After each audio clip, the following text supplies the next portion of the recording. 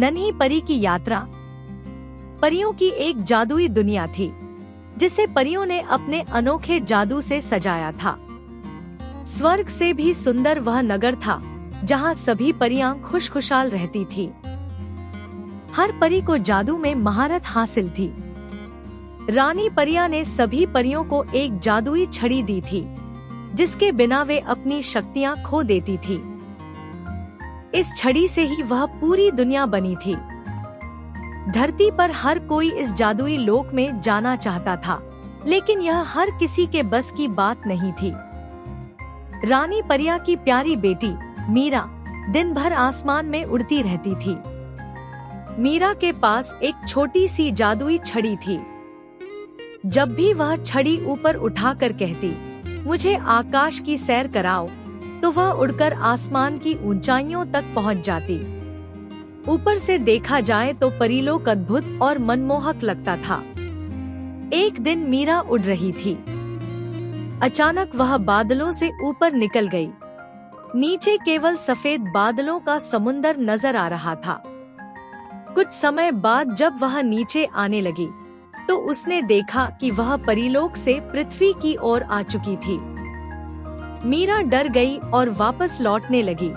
तभी वह 4 पक्षियों से टकराई। टक्कर के कारण छड़ी उसके हाथ से छूटकर नीचे गिर गई। मीरा अपनी छड़ी खोजने के लिए पृथ्वी पर उतर आई, क्योंकि छड़ी खोने पर उसकी जादुई शक्तियां धीरे धीरे खत्म हो जाती थी।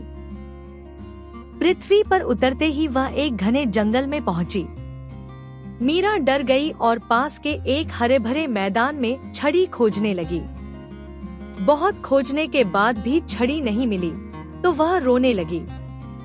दूसरी तरफ रानी परिया मीरा के न मिलने से बहुत चिंतित हो गई और अपने सिपाहियों को उसे खोजने भेजा। मीरा की रोने की आवाज सुनकर पास के गांव में एक चरवाहा रणधीर अपनी पत्नी और बेटे अनमोल के साथ जाग गया। उसकी पत्नी बोली, मुझे लगता है कोई बच्चा रो रहा है। रणधीर अपनी कुल्हाड़ी लेकर बाहर निकला। 5 साल का अनमोल बोला, पिताजी, मैं भी आपके साथ चलूंगा ताकि कोई डर न जाए। दोनों उस दिशा में चल पड़े जहां से आवाज आ रही थी। रणधीर को एक छोटी सी परी रोती हुई मिली। वह उसके पास बढ़ा, लेकिन अनमोल बोला, रुको पिताजी, मैं जाकर बात करता हूँ। रणधीर ने कहा, नहीं बेटा, कहीं वह तुम्हें चोट न पहुँचाए। अनमोल बोला, वह बहुत दुखी लग रही है, कृपया मुझे जाने दीजिए। अनमोल धीरे धीरे परी के पास गया और बोला, तुम कौन हो? यहाँ क्यों बैठी हो और क्यों रो रही हो? मीरा ने पीछे मुड़कर देखा और डर गई। वह वहाँ से जाने लगी, लेकिन अनमोल ने उसे रोका। रुको परी रानी, मुझसे डरना मत, मैं तुम्हारी मदद करने आया हूँ। मीरा बोली, माँ ने कहा था इंसानों के पास नहीं जाना चाहिए। अनमोल ने कहा, मेरी माँ कहती है कि किसी भी परेशानी में मदद करनी चाहिए। मेरे पिता भी तुम्हारी मदद के लिए तैयार हैं। मीरा ने बताया, मैं गलती से बहुत दूर आ गई हूँ। मेरी जादुई छड़ी गिर गई है, इसलिए मैं घर नहीं जा सकती। अनमोल बोला, तुम हमारे घर चलो, वहीं रहना। अभी तो रात है, हम सुबह तुम्हारी छड़ी ढूंढ लेंगे। यहाँ जंगली जानवर आते हैं, इसलिए खतरा हो सकता है। मीरा मान गई और उनके साथ चल दी। अनमोल ने अपने पिता को सारी बात बताई। तीनों घर पहुँचे। अनमोल की माँ ने मीरा को देखकर कहा, तुम हमारी मेहमान हो, आराम से रहो, लेकिन सुबह अंदर रहना, नहीं तो कोई तुम्हें पकड़ सकता है। मीरा खुश हुई।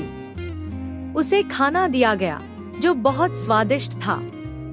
अगले दिन सूरज निकलते ही अनमोल और रणधीर छड़ी ढूंढने निकल पड़े, लेकिन कई जगह खोजने के बाद भी छड़ी नहीं मिली। शाम को वे थक कर लौट आए। मीरा उदास हो गई और अपनी माँ की याद आने लगी। वह रोने लगी।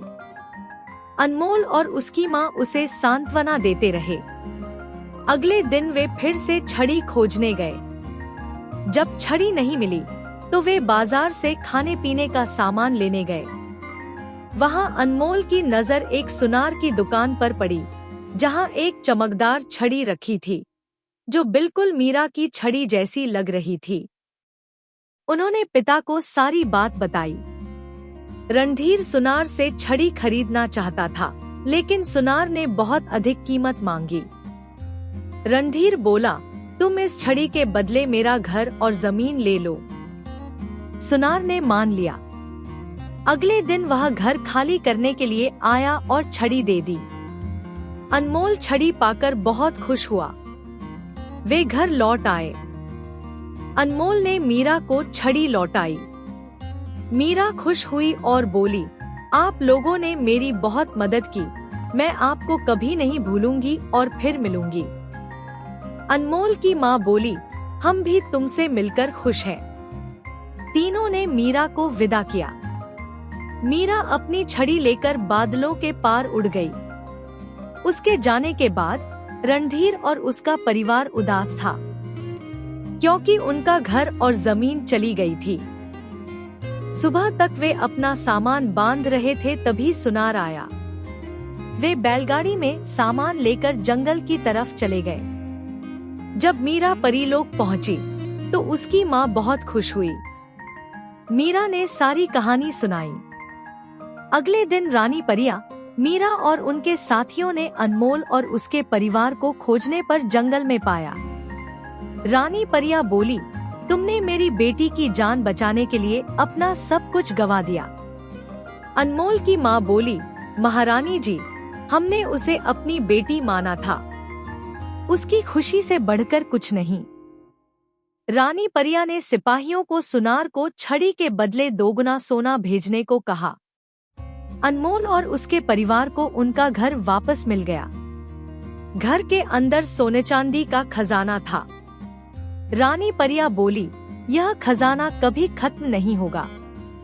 अनमोल की माँ बोली, हमने यह कभी लालच के लिए नहीं किया। रानी परिया बोली, मैं अपनी खुशी से दे रही हूँ और हम तुमसे मिलने आते रहेंगे। अब हमें जाना होगा। रानी परिया मीरा को लेकर चली गई। अनमोल और उसका परिवार खुशी खुशी रहने लगा।